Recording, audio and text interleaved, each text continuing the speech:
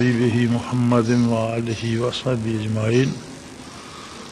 اعوذ باللہ من الشیطان الرجیم، بسم اللہ الرحمن الرحیم۔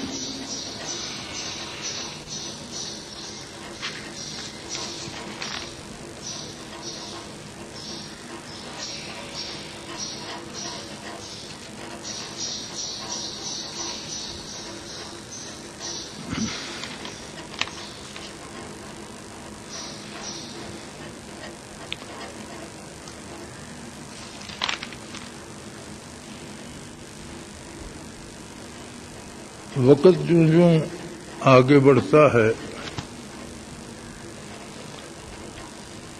زمانے کی رفتار اور شب و روز کا آنا جانا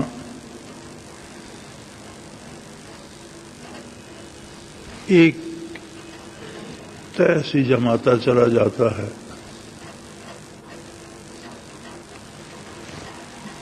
حالات پر، واقعات پر، زمانے کے روش پر، لوگوں کے کردار پر، سوچوں پر، افکار پر، حتیٰ کہ ایمانیات پر بھی گرد کی طے جم جاتی ہے۔ مجھے یہ احساس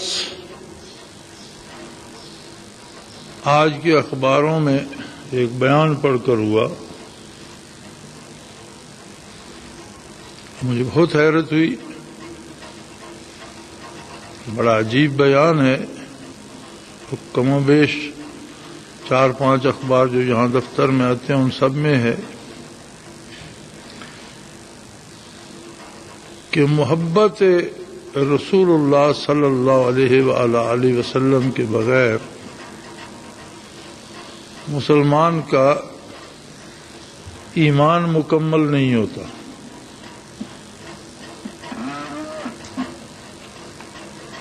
یہ بڑی عجیب بات ہے۔ یہ بالکل ایسے ہے جیسے کوئی کہے کہ سورج طلوع نہ ہو تو دن مکمل نہیں ہوتا۔ سورج طلوع نہ ہو تو دن ہوتا کب ہے کہ مکمل نہیں ہوتا؟ اور رسول اللہ صلی اللہ علیہ وآلہ وسلم سے محبت نہ ہو تو مسلمان ہوتا کب ہے کہ اس کا ایمان مکمل نہیں ہوتا؟ بڑی عجیب بات ہے، یعنی بات یہاں تک آ پہنچی۔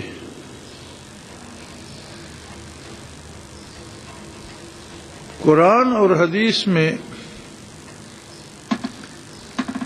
ایک فرق ہے کہ قرآن وحی مطلب ہے، وہ وحی جس کی تلاوت کی جاتی ہے۔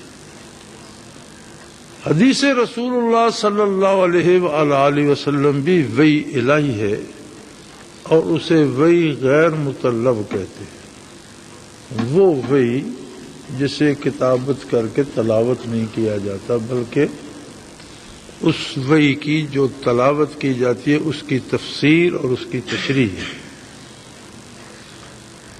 ورنہ اللہ کریم کا ارشاد ہے کہ ما ینطق عن الہوی ان ہوا الا وحی یوحی، میرا حبیب اپنی پسند سے باتیں نہیں کرتا جب تک میری طرف سے وحی نہ کی جائے۔ قرآن میں الفاظ بھی اللہ کے ہیں، معنی بھی اللہ کے ہیں، بات بھی اللہ کی ہے، اور حدیث میں بات اللہ کی ہے، الفاظ اور زبان رسول اللہ صلی اللہ علیہ وسلم کی۔ قرآن و حدیث میں صرف یہ فرق ہے۔ جیسا قرآن کا انکار کفر ہے، ویسا ہی حدیث کا انکار کفر ہے۔ آپ صلی اللہ علیہ وسلم فرماتے ہیں لا یؤمن احدکم، لا یؤمن احدکم، تم میں سے کوئی شخص ایماندار ہو نہیں سکتا حتی اکون احب الیہ من والدہ وولدہ والناس اجمعین، کوئی بھی شخص تم میں سے ایمان والا نہیں ہو سکتا جب تک میں محمد اسے اس کے والدین، اس کی اولاد اور روئے زمین پر بسنے والے تمام انسانوں سے زیادہ محبوب نہ ہو جاؤں۔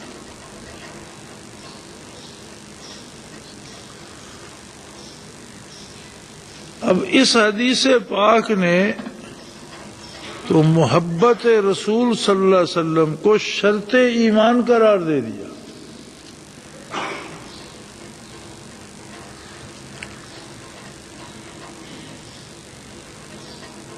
شب معراج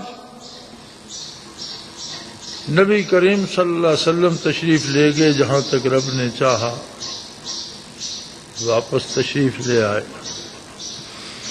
آپ نے صبح اعلان فرما دیا کہ میں رات کو گیا تھا، اللہ مجھے لے گیا، میں نے بیت المقدس میں نماز ادا کی۔ اب بیت المقدس مکہ مکرمہ سے 3 مہینے کا راستہ تھا، اونٹوں پر اور گھوڑوں پر۔ اس سے آگے جو کچھ حضور نے ارشاد فرمایا اسے تو کفار نے یا مشرکین مکہ نے سننے یا سمجھنے کی زحمت ہی گوارا نہیں کی۔ ان کے لیے یہ بات ہی کافی تھی کہ کوئی ہستی یہ کہتی ہے کہ میں رات کو بیت المقدس گیا بھی اور وہاں نماز بھی پڑھائی اور واپس بھی آ گیا، جبکہ بڑے قیمتی اور اچھے اونٹ بھگا بھگا کر ہم لے جاتے ہیں اور 3 مہینے میں پہنچتے ہیں۔ تو اس بات کو لے کر وہ پھیل گئے ہر بندے کے پاس کہ دیکھو یہ نیا تماشا، یہ نئی بات سن لو۔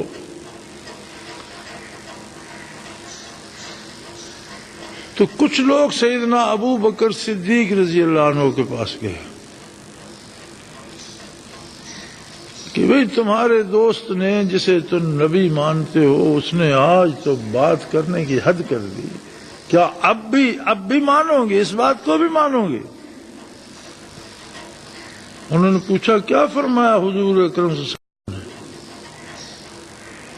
کہ وہ فرماتے ہیں میں رات گیا بیت المقدس اور رات واپس بھی آ گیا اور وہاں نماز پڑھائی اور یہ ہوا وہ۔ تو وہ مسکرائے، وہ کہنے لگے تم بے وقوف ہو، اس سے بڑی بات ہے کہ اللہ کی طرف سے ان پر وحی آتی ہے، جب میں وہ مانتا ہوں تو یہ تو معمولی سی بات ہے، اللہ قادر ہے، جو چاہے کرے، جب چاہے لے جائے، جب چاہے چھوڑ جائے۔ یہ تمہارے لیے عجیب بات ہے، اصل عجیب بات یہ ہے کہ زمین پر بسنے والے ایک شخص پر اللہ کی طرف سے وحی آتی ہے اور اسے اللہ کا رسول مانا جائے، یہ بہت مشکل کام ہے۔ اور یہ میں صدق دل سے مانتا ہوں، جب رسول مانتا ہوں تو پھر اللہ قادر ہے، جو چاہے کرے۔ پھر تم تو بیوقوف ہو، تمہاری تو سمجھ ہی الٹ گئی، تم اسے زیادہ اہمیت دے رہے۔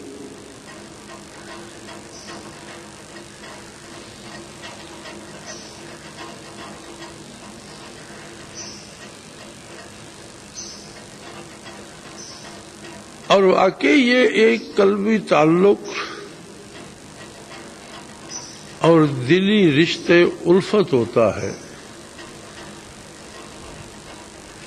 جو بندے مومن کو آقا نامدار صلی اللہ علیہ وسلم سے پیوست رکھتا ہے۔ یہ عشق رسول ہی تھا کہ 13 برس لوگ تکلیفیں اٹھاتے رہے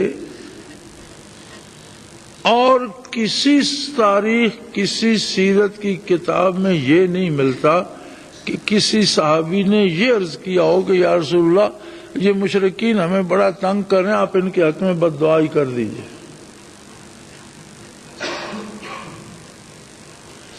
کسی نے یہ تک نہیں سوچا کہ ہم رسول اللہ صلی اللہ علیہ وسلم کی خدمت میں عرض کریں کہ ان کے لیے بد دعائی فرما دیجئے، بلکہ جس نے بھی سوچا یہ سوچا کہ میرا عشق سلامت رہے، باقی جو ہوتا ہے وہ ہوتا رہے۔ مار کھاتے رہے، گرم لوہے سے داغے جاتے رہے، گرم ریت پر لٹا کر اوپر چٹانیں رکھ دی گئیں۔ شیب ابی طالب میں 3 برس مقاطع کی نظر رہے، بھوک، افلاس، پیاس۔ تو ان کے پاس کیا تھا؟ کس بات پہ وہ مطمئن تھے؟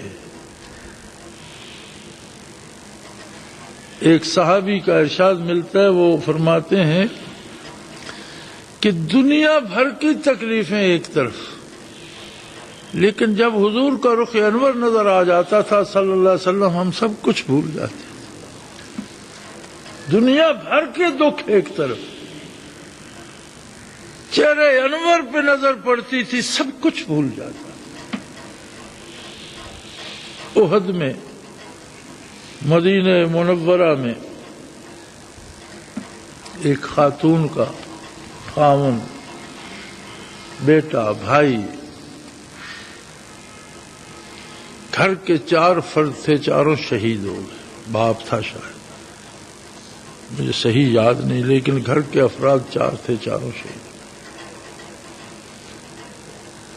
اور اسے یہ بھی خبر ملی کہ نبی اکرم صلی اللہ علیہ وسلم کا رخ انور زخمی ہوا ہے، دندان مبارک شہید ہوا ہے۔ حضور نے صلی اللہ علیہ وسلم قیام فرمایا، احد میں شہداء کو دفن کیا۔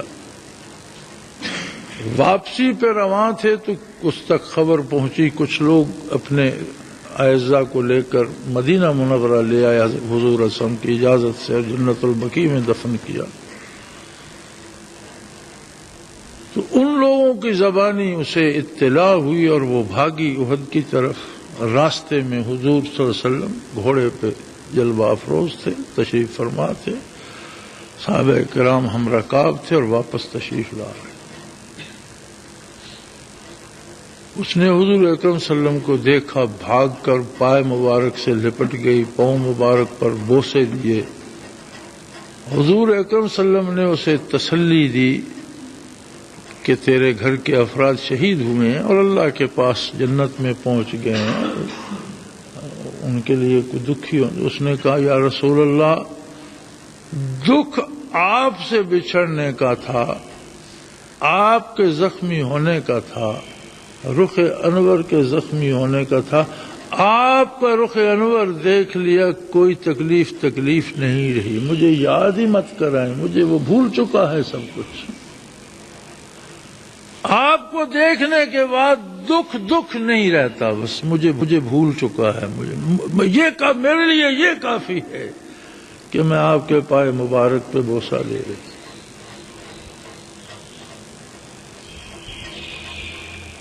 اور خود حضور اکرم صلی اللہ علیہ وآلہ وسلم فرماتے ہیں کہ تم میں سے کوئی بھی صاحب ایمان نہیں ہو سکتا، شرط ایمان ہے کہ والدین سے، اولاد سے اور دنیا بھر کے سارے انسانوں سے میں محمد صلی اللہ علیہ وسلم سے زیادہ محبت کرنے والا ہوں۔ اگر یہ نہ ہو تو وہ صاحب ایمان ہی نہیں ہے۔ اب یہ نئی بات پڑھنے کو ملی کہ محبت رسول صلی اللہ علیہ وسلم کے بغیر مسلمان کا ایمان مکمل نہیں ہوتا۔ کیسی عجیب بات ہے! ایمان نام ہی محبت پیغمبر صلی اللہ علیہ وسلم کا ہے، ایمان نام ہی عشق مصطفیٰ صلی اللہ علیہ وسلم کا ہے۔ اور آپ کیا سمجھتے ہیں؟ کس نے دیکھا ہے اللہ کریم کو؟ کس نے دیکھا ہے جنت کو؟ کس نے دوزخ کا معائنہ کیا ہے؟ کس کو فرشتوں سے ملاقات میسر ہے؟ کس نے برزخ کو دیکھا ہے؟ کسے حساب کتاب کی خبر ہے؟ یہ سب کیوں مانتے ہو؟ کتنی چیزیں جو آپ دیکھتے ہیں ان میں دھوکہ لگ جاتا ہے۔ آپ کہتے ہو بس آ رہی ہے، قریب آتا ہے تو ٹرک ہوتا ہے۔ آپ کہتے ہو فلاں جگہ جانور کھڑا ہے، قریب جاتے ہیں تو جھاڑی ہوتی ہے۔ جب نظر جسے دیکھ رہی ہوتی ہے اس میں دھوکہ ہے، تو یہ چیزیں تو دیکھی نہیں کسی نے، کیوں مانتے ہو؟ محمد الرسول اللہ صلی اللہ علیہ وسلم نے کہہ دیا کہ ٹھیک ہے۔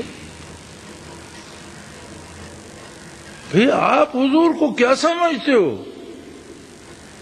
بات میرے سمجھ سے بالا ہے، میری سمجھ میں بات ایک ہی ہے کہ بات وہی ہے جو وہ کہہ دیتے، اس کے باہر کوئی بات نہیں۔ کیا یہ دیوانگی نہیں ہے؟ پاگل پن نہیں؟ اسی پاگل پن، اسی دیوانگی کا نام اسلام ہے۔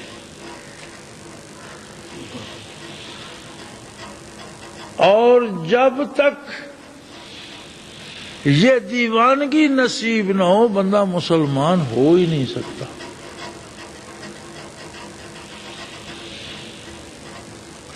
وابستہ تیری یاد سے ہے یاد خدا بھی، وابستہ تیری یاد سے ہے یاد خدا بھی، آتا ہے جو تو یاد تو آتا ہے خدا یاد۔ اللہ سے تعلق بھی جس کا بھی ہے اس لیے ہے کہ اس کا تعلق محمد الرسول اللہ سے۔ مخلوق تو ساری اللہ کی ہے، لیکن نبی سے کٹ جائے اللہ سے اس کا رشتہ الفت نہیں رہتا۔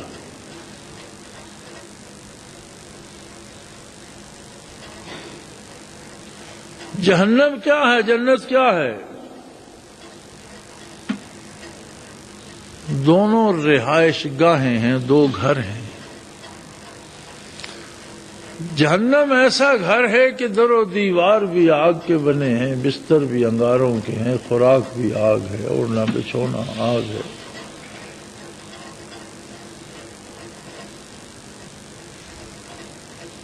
اور اس میں بندوں کو رکھا جائے گا ہمیشہ ہمیشہ۔ یہ ایسا کیا کر دیا انہوں نے؟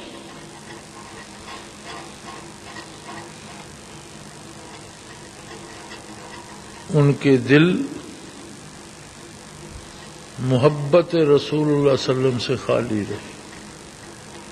ایک ہی جرم کافی۔ جنت ایسا گھر ہے جس میں نعمت ہی نعمت، راحت ہی راحت، آرام ہی آرام، لذت ہی لذت ہے۔ کسی دکھ، کسی پریشانی کا شائبہ نہیں، نام نہیں۔ جنت میں سارے لوگ جو جائیں گے سارے پارسا ہوں گے، کوئی بدکار نہیں بخشا جائے گا، گناہگار نہیں بخشے جائیں گے، فاسق فاجر نہیں بخشے جائیں گے۔ اور اگر بخشے جائیں گے تو کہاں جائیں گے؟ حضور اکرم صلی اللہ علیہ وسلم فرماتے ہیں کہ کسی کے چھوٹے بچے فوت ہو گئے، اب بلا حساب جنت، اللہ فرمائے گا معصوم بچے تھے مسلمانوں کے، انہیں جنت بھیج دو۔ وہ تو رونے لگیں گے کہ ہم تو والدین کو چھوڑ کر نہیں جائیں گے، اچھا ان کے والدین کو بھیج دو۔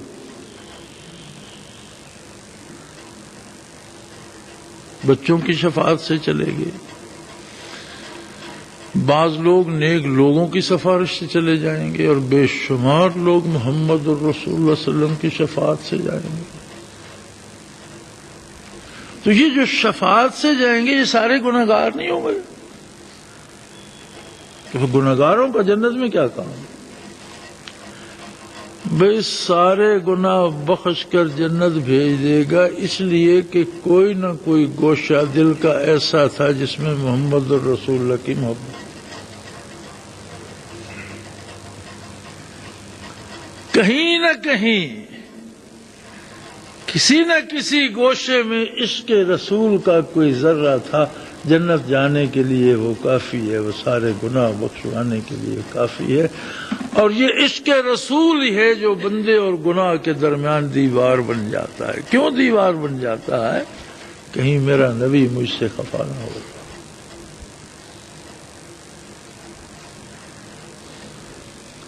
کہیں میرا محبوب مجھ سے ناراض نہ ہو جائے. اور یہی سارا اسلام ہے. اور یہ بڑا واہیات بیان ہے. مجھے پڑھ کے بڑا دکھ ہوا کہ یا اللہ، ہم نے یہ زمانہ بھی دیکھنا تھا کہ کوئی اس کے رسول کے بغیر بھی مسلمان ہے، سورج نکلے بغیر بھی کہیں دن ہے. ایسی باتیں بھی سننے کو ملنی تھی. کسی بہت بڑے مولانا کا ارشاد ہے کہ ہر اخبار نے اسے کوٹ کیا ہے اور بہت بڑی 3 کالمی خبر ہے، لیکن اس نے یہ نہیں سوچا کہ جب سورج ہی طلوع نہ ہو تو یہ کہنا کہ سورج طلوع نہ ہو تو دن مکمل نہیں ہوتا، یہ کتنی واہیات بات ہے، کتنی فضول بات ہے کہ سورج طلوع ہوگا تو دن شروع ہوگا. اب طلوع ہی نہیں ہوا تو دن کہاں سے آ گئے کہ وہ مکمل ہو جائے. عشق رسول ایمان کی بنیاد ہے. اگر نبی سے محبت نہیں ہے ایمان ہی نہیں. لا یؤمن احدکم، تم میں سے کسی کے پاس ایمان نہیں ہے جب تک ماں باپ سے، بیٹی بیٹے سے اور دنیا بھر کے تمام انسانوں سے زیادہ محبت محمد الرسول اللہ سے نہ کرے.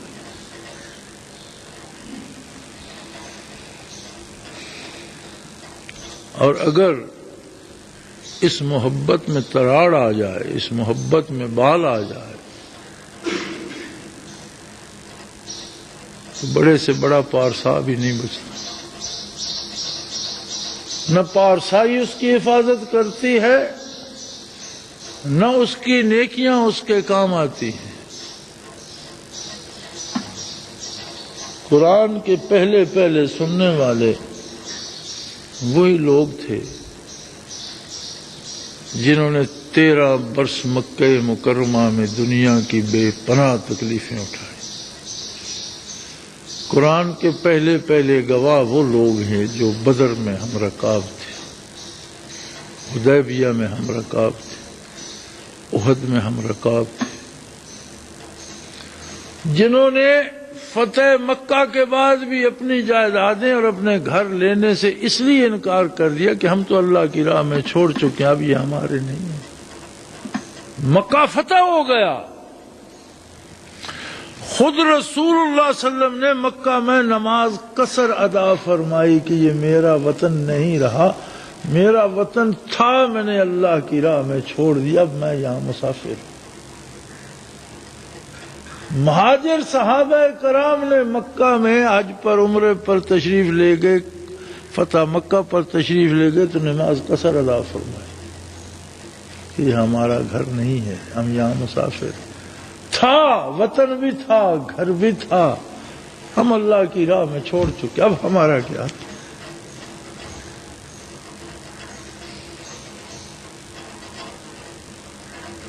انہی لوگوں کو ارشاد فرمایا جا رہا ہے لا ترفعوا اصواتکم فوق صوت النبی، خبردار کبھی تمہاری آواز میرے نبی کی آواز سے بلند نہ ہو جائے.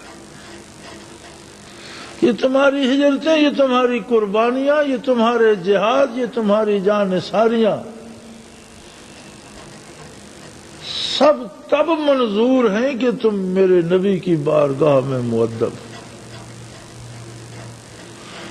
اگر آواز عالی پر آواز بلند ہو گئی تو میں سب کچھ تمہارا لوٹا دوں گا. مجھے کچھ ضرورت نہیں ہے تمہارے کسی شہادت کی، کسی جہاد کی، کسی ہجرت کی، کسی چیز کی کوئی ضرورت نہیں ہے. سب سے پہلے مقدم ہے. عجیب بارگاہ ہے کہ جہاں عشق بھی ضابطوں کا پابند ہے، آ نہیں بھر سکتا.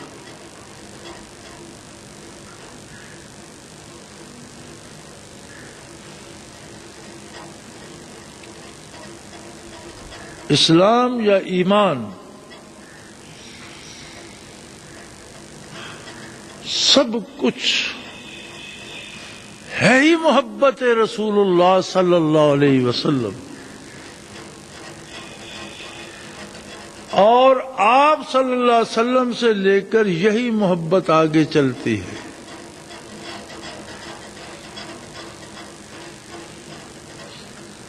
آپ فرماتے ہیں میرے صحابہ کی شان میں گستاخی نہ کرو. کیوں؟ جس نے ان کی شان میں گستاخی کی اس نے میری شان میں گستاخی کی، اور جس نے میری شان میں گستاخی کی وہ اللہ کے عذاب میں آ گیا، اس کا ایمان جاتا رہا.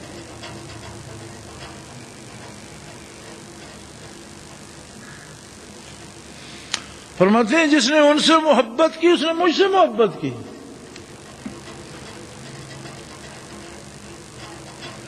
یہ عشق ہی تھا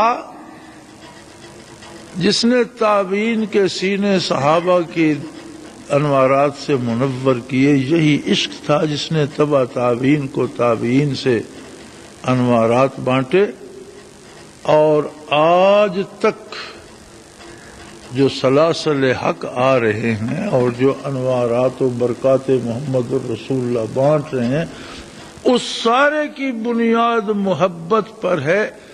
اگر ساری عمر کوئی کسی شیخ کے ساتھ رہے، جس دن اس کی محبت میں فرق آ جائے گا ساری عمر کے منازل و مقامات دھڑام سے گر جائیں، کچھ نہیں بچے گا.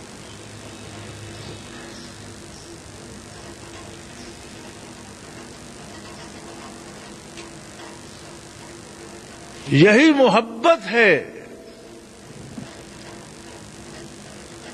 جو ہمیشہ سے ہے، ہمیشہ رہے گی، اور صرف ایک ہی ذریعہ ہے وصول حق کا، ایمان کا، رسول اللہ صلی اللہ علیہ وسلم تک رسائی کا، اللہ پر ایمان اور اللہ تک رسائی کا، آخرت کی سرخروئی کا، اور وہ ہے محبت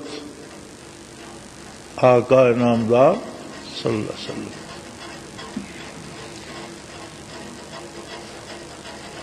دنیا میں بے شمار چیزیں ہوتی ہیں، کوئی کسی کو پسند ہوتی ہے، کوئی کسی کو. ایک قسم کی گاڑی ایک بندہ پسند کرتا ہے، دوسرا دوسری قسم کی گاڑی پسند کرتا ہے، وہ کہتے ہیں مجھے یہ نہیں پسند. ایک طرح کا پھول، سارے پھول ہیں، ایک پھول ایک آدمی کو پسند ہے، دوسرے کو دوسرا پسند ہے.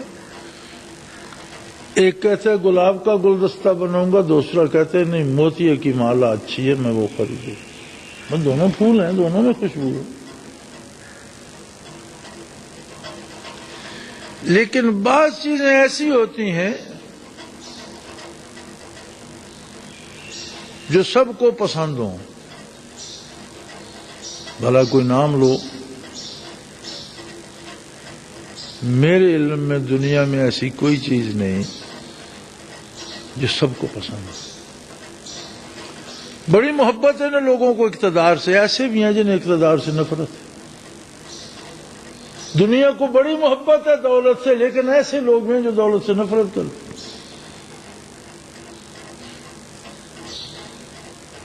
کم از کم میرے مطالعہ میں دنیا میں کوئی ایسی چیز نہیں ہے جو ہر بندے کو پسند ہو، امیر کو بھی، غریب کو بھی، بادشاہ کو بھی، فقیر کو بھی، مرد کو بھی، خاتون کو بھی، بچے کو بھی، بوڑھے کو بھی. ایک ہی ہستی ہے روئے زمین پر، اور وہ ہے محمد الرسول اللہ صلی اللہ علیہ وسلم. یہ ایک ایسی ہستی ہے جس پہ ہر مسلمان جان نچھاور کرتا ہے.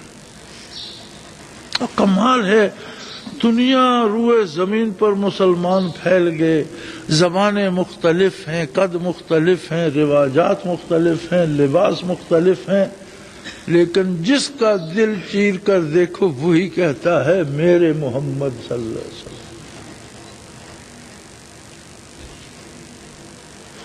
اور یہ جو میرا نبی، میرا رسول، میرے محمد صلی اللہ علیہ وسلم ہے، اس نے مسلمانوں کو یکجان کر رکھا.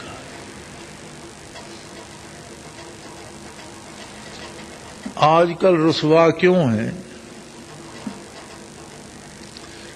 دلوں سے عشق کی آگ سرد ہوتی گئی، لوگ قوموں میں، ملکوں میں بٹتے گئے. سارے ایک ہیں میرے محمد صلی اللہ علیہ وسلم پر، کیونکہ محمد صلی اللہ علیہ وسلم ایک ہے۔ یہ تعلق خاطر کمزور ہوا تو کہیں میری قوم آ گئی، کہیں میرا ملک آ گیا، کہیں میرا لباس آ گیا، اور یوں عالم اسلام میں تفریق پیدا ہو گئی۔ لیکن یہ میرے محمد صلی اللہ علیہ وسلم کا جذبہ کم پڑنا اور اس پر میرا ملک، میری قوم، میرا خاندان، میری ذات، اس کا حاوی ہونا، کیا بندہ مسلمان رہ جاتا ہے؟ حضور کے ارشاد کے مطابق وہ مسلمان نہیں، مردم شماری میں مسلمان لکھا جاتا رہے، قومی اعتبار سے مسلمان گنا جاتا رہے، مسلمان ہونے کی شرط یہ ہے کہ روئے زمین پر تمام انسانوں سے زیادہ محبت محمد الرسول اللہ سے کرو۔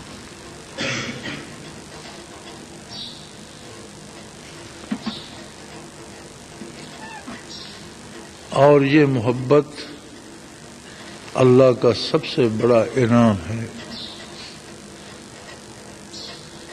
یہ اتنی بڑی دولت ہے جس کا اندازہ نہیں لگایا جا سکتا۔ ہزاروں کوتاہیوں، ہزاروں غلطیوں کے باوجود بندے مومن کے دل میں کہیں نہ کہیں چھپی رہتی ہے، کہیں نہ کہیں ہوتی ہے۔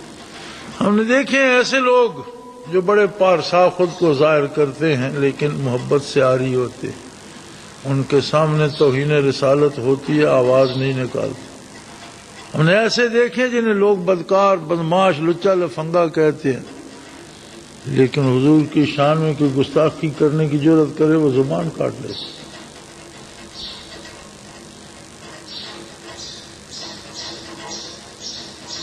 بعض اوقات بظاہر پارساؤں میں کچھ نہیں ہوتا اور بعض اوقات بظاہر بدکار نظر آنے والوں میں بھی درد ہوتا ہے۔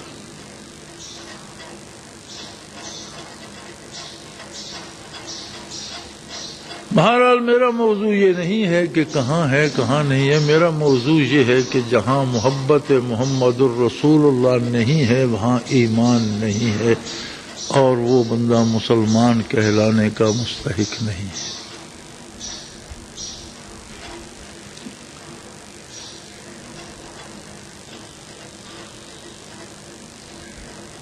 کہاں سے لی جائے، کہاں سے خریدی جائے، کس طرح محبت کی جائے، کوئی اس کا طریقہ، کوئی اس کی دوا۔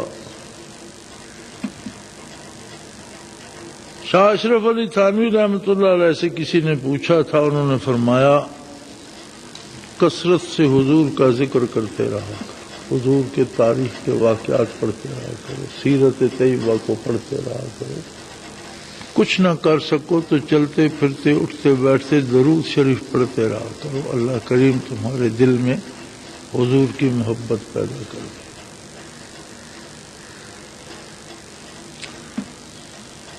اللہ ہمارے ان احباب کو بھی سمجھنے کی توفیق دے، اور یہ الزام مسلمانوں کا ایک دوسرے پر کہ تم میں محبت نہیں ہے، تم میں محبت نہیں ہے، یہ فضول ہے۔ دلوں کے حال اللہ جانتا ہے، اور وہی جانتا ہے کہ کس کے دل میں محبت ہے۔ یہ یقینی بات ہے کہ جس کے دل میں محبت ہوگی اسے نیکی سے پیار ہوگا، برائی سے نفرت ہوگی۔ بتقاضائے بشریت قصور ہو سکتا ہے لیکن گناہ سے محبت نہیں ہو سکتی۔ اللہ کے حبیب کی محبت اور برائی کی محبت ایک دل میں نہیں رہ سکتی۔ روشنی اور اندھیرا، نور اور ظلمت ایک دل میں نہیں رہتے، اور اس دنیا کی سب سے بڑی دولت جو یہاں سے لے کر جانا ہے وہ عشق رسول ہے۔ ساری نمازیں اس کے لیے ہیں، سارے روزے اس کے لیے ہیں، ساری عبادتیں اس ایک کام کے لیے ہیں، سارے ذکر اذکار اس ایک بات کے لیے ہیں تو زندگی کا حاصل یہ ہے کہ کون اپنے سینے میں یہ درد لے کر قبر میں داخل ہوا اور کون یہ نعمت عظمیٰ ضائع کر کے چلا گیا۔ اللہ کریم ہمیں یہ درد عطا کرے اور اسے ساتھ لے جانے کی توفیق عطا فرمائے۔ وآخر دعوانا الحمدللہ رب العالمین۔